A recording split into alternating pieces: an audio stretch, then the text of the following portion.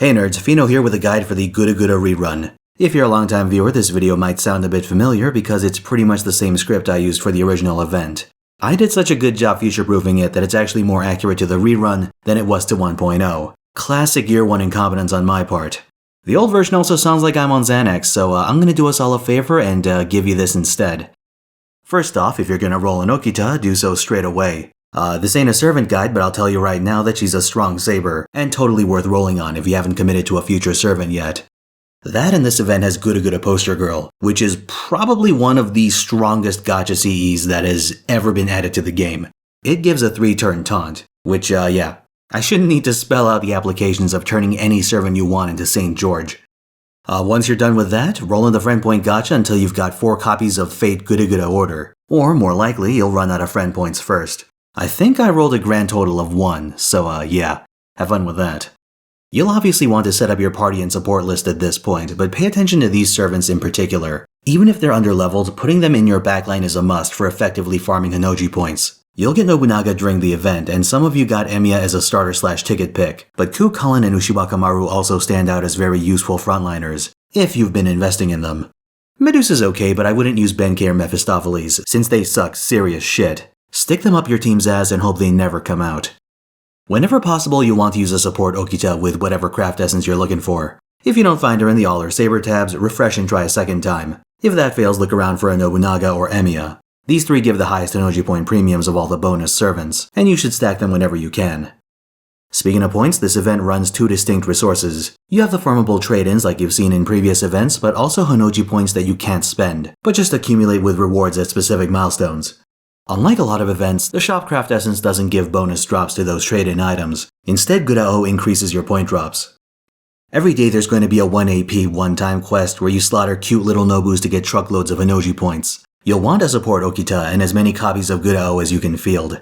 Maximizing these quests is the key to getting those critical point rewards, and you should avoid letting them expire.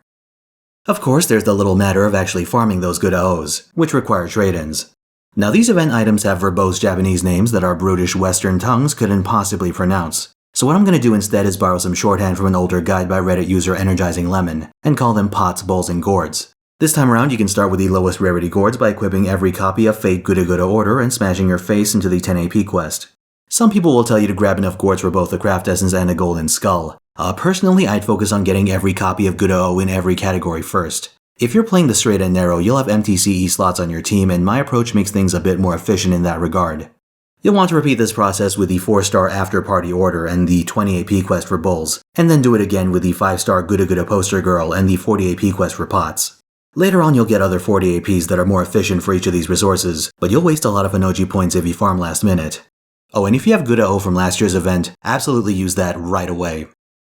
Which 40 AP quest you should farm changes on a day-by-day basis, but your endgame options narrow down to 4. The Lancer, Caster, and Final Quest give the best value for gourds, bowls, and pots respectively, but only if you have the CEs to take advantage of their consistent drops. Otherwise, the Archer Quest gives you a bit of everything and you'll be there for a while. If you just want Honnoji points, then farm the most recently unlocked node. All that said, none of this is any good if you can't clear these nodes without breaking up your farm team, so if you're having trouble, consider switching back to the easier ones. Alternatively, you could pick a node where you have class advantage like the Saber quest, and just run Emiya Nobunaga for easy clears. You'll have to gauge your own resources here. Once you've got this farm engine rolling, you should be able to get all of Nobunaga's upgrades, and have enough to spare on experience to get her up to speed, and good shit like hearts, claws, pages, and needles.